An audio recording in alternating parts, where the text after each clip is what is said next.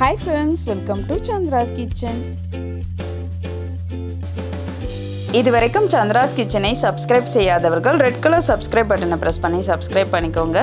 கூடவே பக்கத்தில் இருக்கிற பெல் பட்டனை பிரஸ் பண்ணுங்க. எங்களுடைய அப்டேட்ஸ் உடனுக்குடன் உங்களை வந்து சேரும்.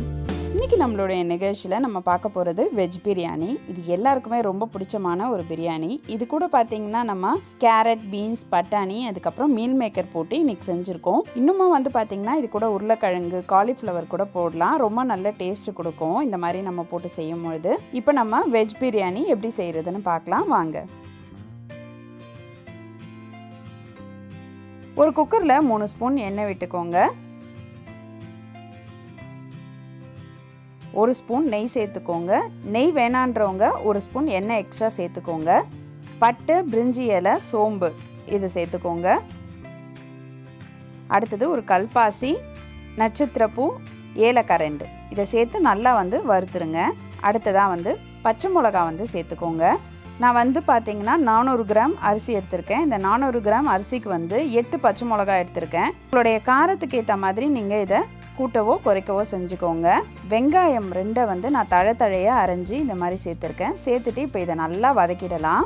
இது கூட நம்ம இஞ்சி பூண்டு விழுது 1 ஸ்பூன் சேர்த்துக்கலாம். அடுத்தது கேரட், பீன்ஸ், அப்புறம் வந்து நம்ம பட்டாணி இதெல்லாம் வந்து 1 கப் நிறைய நான் சேர்த்துருக்கேன். இப்போ நம்ம 400 கிராம் பிரியாணி அரிசி எடுத்திருக்கோம். இதுக்கு வந்து 150 கிராம் காய்கறி சேர்த்திங்கன்னா கரெக்டாக இருக்கும். கேரட், பீன்ஸ், பட்டாணி இது 3 சேர்த்து இப்போ நம்ம ஒரு 1/2 ஸ்பூன் மஞ்சள் தூள் சேர்த்துக்கலாம்.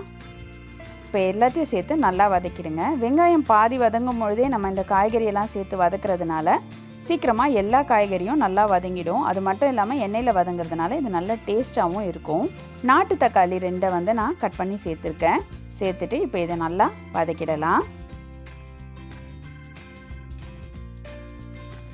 இது கூடவே புதினா சேர்த்து நல்லா வதக்கிடலாம்.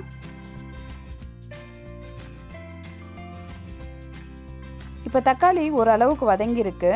இன்னும் கொஞ்சம் நல்லா வதங்கிறதுக்காக நான் முதல்லையே வந்து வெஜிடபிள் பிரியாணிக்கு தேவையான அளவு உப்பை வந்து சேர்த்துக்கிறேன். தேவையான அளவு உப்பு சேர்த்து நல்லா இதை கலந்துடலாம்.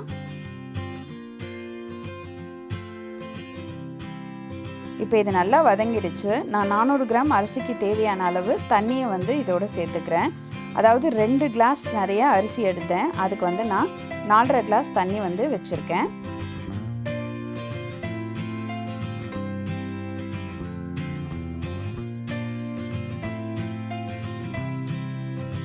அடுத்ததாக ஒரு 100 கிராம் தயிரை வந்து இதோட சேர்த்துக்கோங்க. இதை நம்ம காய் வதக்கும் போதே கூட சேர்த்து வதக்கலாம்.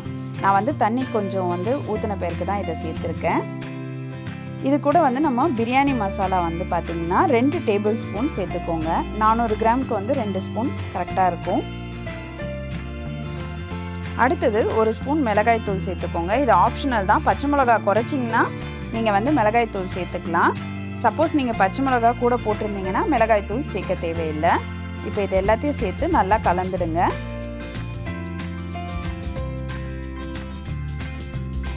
இப்போ பார்த்தீங்கன்னா நல்லா இது கொதிக்க ஆரம்பிச்சிடுச்சு. இப்போ நம்ம சுத்தம் செஞ்சு எடுத்து வச்சுருக்கிற பிரியாணி ரைஸை சேர்த்துக்கலாம். இந்த பிரியாணி ரைஸ் வந்து நான் எப்போவுமே யூஸ் பண்ணுற யூனிட்டி ரைஸ் தான். நம்ம வந்து ரைஸை வந்து 10 நிமிஷத்துக்கு மேலே ஊற வைக்க வேணாம். ஒரு 10 நிமிஷம் ஊற வச்சாலே போதும்.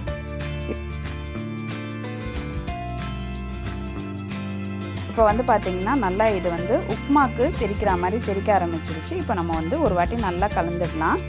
இது கூட நான் வந்து சோயா சங்ஸை வந்து ஏற்கனவே வேக வச்சு நல்லா தண்ணியெல்லாம் பிழிஞ்சிட்டு வச்சுருக்கேன். அதை வந்து இதோட சேர்த்துக்கிறேன். இதை வந்து நான் இதோட சேர்த்துருக்கேன். சேர்த்துட்டு நம்ம இதை நல்லா கலந்துடலாம்.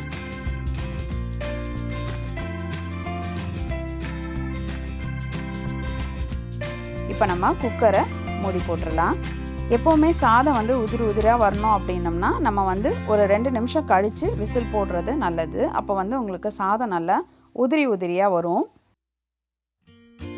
இப்போ 2 விசில் வந்துடுச்சு. இப்போ நம்ம வந்து குக்கரை ஓப்பன் பண்ணிடலாம். நம்மளுடைய வெஜிடபிள் பிரியாணி ரெடி ஆகிடுச்சு. இந்த வெஜிடபிள் பிரியாணியை இப்போ நம்ம வந்து நல்லா கலந்துடலாம். பார்த்திங்கன்னா தெரியும் நல்ல லென்த்தியாக இருக்குது ரைஸு. இது ரொம்ப சிம்பிளாக ஈஸியாக டக்குன்னு செய்யக்கூடியது. காய்கறி கட் பண்ணுறதுக்கு கூட ரொம்ப நேரம் ஆகாது. கடகடன்னு நம்ம செஞ்சிடலாம். இப்போ நம்ம 1 ஸ்பூன் நெய் வந்து இதோட சேர்த்துக்கலாம். உங்களுக்கு காரம் சப்போஸ் அதிகமாகிடுச்சு பிரியாணியெல்லாம் செய்யும் பொழுது அப்படின்னா நீங்கள் வந்து எலுமிச்சை பழத்தை ஒன்று பிழிஞ்சு விட்டுக்கலாம். அப்படி இல்லைன்னா நெய் கொஞ்சம் கூட சேர்த்துக்கிட்டிங்கன்னா நல்லா மணமாகவும் இருக்கும், காரமும் குறைஞ்சிரும். இப்போ நான் வந்து கொஞ்சம் கொத்தமல்லி தழை சேர்த்துக்கிறேன். சேர்த்துட்டு இதை வந்து நம்ம கலந்து விட்டுடலாம். இப்போ நம்மளுடைய சுவையான வெஜிடபிள் பிரியாணி ரெடி ஆகிடுச்சு.